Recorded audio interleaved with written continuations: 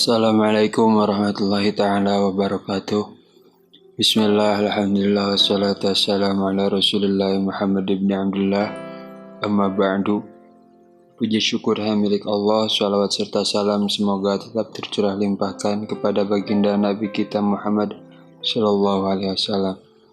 Alhamdulillah, pada hari ini kita masih diberi kesempatan oleh Allah Subhanahu wa taala, masih diberi kesehatan oleh Allah Subhanahu wa taala, dan mudah-mudahan kita selalu ada dalam lindungan Allah Subhanahu wa taala. Amin ya Allah ya rabbal alamin. Pada hari ini kita lanjut ke pasal yang ke-7, yaitu tentang tawakal. Bismillahirrahmanirrahim. Qala ma'alifu rahimahullah wa nafa'ana bi ulumihi. Amin ya Allah ya rabbal alamin. Para pelajar harus tawakal kepada Allah saat mencari ilmu dan tidak perlu cemas soal rezeki. Dan jangan terlalu sibuk memikirkan soal rezeki. Abu Hanifah meriwayatkan hadis dari Abdullah bin Hasan Az-Zubaidi, sahabat Rasulullah SAW berkata, barang siapa memperdalam ilmu agama, maka dia dicukupi oleh Allah, dan dia pasti diberi rezeki oleh Allah dari jalan yang tidak ia sangka-sangka. Dan barang siapa sibuk memikir soal rezeki, yakni makan dan pakaian, maka jarang sekali ia memikirkan akhlak yang mulia dan hal-hal yang tinggi nilainya. Ada yang berkata, tinggalkan kemuliaan, jangan sekali-kali kamu mengejarnya. Duduk sajalah, semua itu tiada guna, karena kamu adalah orang yang memikirkan soal makanan dan pakaian. Ada seorang laki-laki berkata kepada Mansur al-Hallaj, Tuan, sudilah berwasiat kepada saya. Kemudian beliau menjawab, sibukkan nafsumu, sebab jika ia tidak kamu sibukkan, justru dia akan menyibukkanmu. Jadi setiap orang harus menyibukkan dirinya dengan amal-amal yang baik dan tidak sibuk menuruti hawa nafsu. Orang berakal tak layak cemas dengan urusan dunia, sebab susah itu tidak dapat mengusir musibah dan tiada gunanya. Bahkan malah membahayakan hati, akal dan badan, dapat menghapus amal baik. Seharusnya orang muslim itu prihatin memikir urusan akhirat, itulah yang lebih bermanfaat.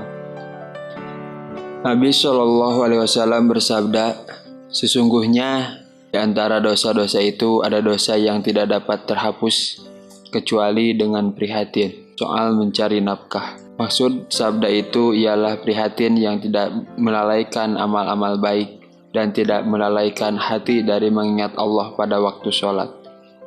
Boleh memikirkan soal rezeki asal tidak sampai lupa kepada Allah ketika sholat, maka yang demikian itu tergolong amal akhirat. Para penuntut ilmu harus mengurangi hubungan dengan urusan duniawi sesuai dengan kemampuannya. Oleh karena itu, para ulama memilih menyendiri, menjauh dari pergaulan. Santri harus tahan menderita di saat pergi menuntut ilmu, sebagaimana yang disabdakan Nabi Musa ketika menempuh perjalanan untuk berguru kepada Nabi Khidir. Perjalanan Nabi Musa mencari ilmu diabadikan dalam Al-Quran.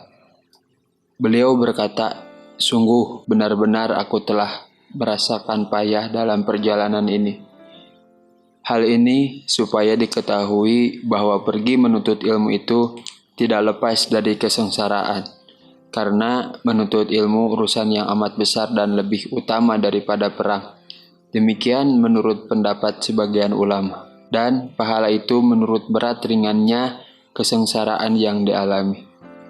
Orang yang tabah menghadapi kesulitan dan penderitaan dalam mencari ilmu, niscaya ia akan merasakan lezatnya ilmu, yang mana lezatnya tak ada bandingannya di dunia.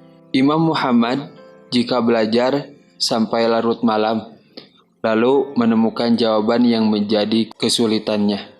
Dia berkata, Di manakah kenikmatan putra-putra raja jika dibanding dengan kenikmatan yang kini aku rasakan?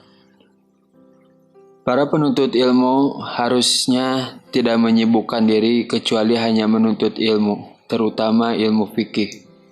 Syekh Muhammad berkata, pekerjaan kami ini, yaitu menuntut ilmu, adalah sejak dari ayunan hingga ke liang kubur. Oleh karena itu, orang yang berhenti mencari ilmu sesaat saja, maka dia telah mati sesaat. Suatu ketika, ada orang ahli fikih menghadap Syekh Abi Yusuf. Namanya Ibrahim Al-Jarrah. Dia datang untuk menjenguk Abi Yusuf yang sedang sakit, yang menyebabkan wafatnya beliau. Kemudian, beliau bertanya kepada Syekh Ibrahim, mana yang lebih utama? Melempar jumroh sambil mengendarai unta atau sambil berjalan kaki? Syekh Ibrahim tidak bisa menjawab. Lalu Abi Yusuf menjawab sendiri bahwa melempar jumroh sambil berjalan kaki lebih utama dan lebih dicintai oleh Nabi dan sahabatnya, atau as-sabiqun al-awwalin. Begitulah seharusnya seorang ahli fikih, selalu mencurahkan seluruh waktunya untuk mengkaji hukum-hukum agama. Kalau dia berbuat demikian, tentu akan memperoleh kelezatan yang amat besar. Ada yang berkata bahwa ada orang mimpi bertemu Syekh Muhammad setelah beliau wafat. Lalu orang itu bertanya kepadanya, bagaimana keadaan Tuan ketika nazak? Beliau berkata, waktu itu aku sedang memikirkan masalah budak mukatab. Jadi aku tidak merasa kalau nyawaku telah melayang. Ada yang meriwayatkan bahwa pada akhir hayatnya, beliau berkata, aku selalu sibuk memikirkan masalah budak mukatab, hingga aku tidak siap-siap menghadapi kematian ini. Beliau berkata demikian karena tawadu atau merendah diri. Sekian untuk pasal ke-7. Mudah-mudahan apa yang saya sampaikan bermanfaat untuk kita semua. Semoga kita selalu ada dalam lindungan Allah. Terima kasih. Mohon maaf apabila ada salah kata, kesalahan yang milik saya, kebenaran yang milik Allah. Wallahul muwaffiq ila aqwamit thoriq wa fa minkum. Wassalamualaikum warahmatullahi taala wabarakatuh.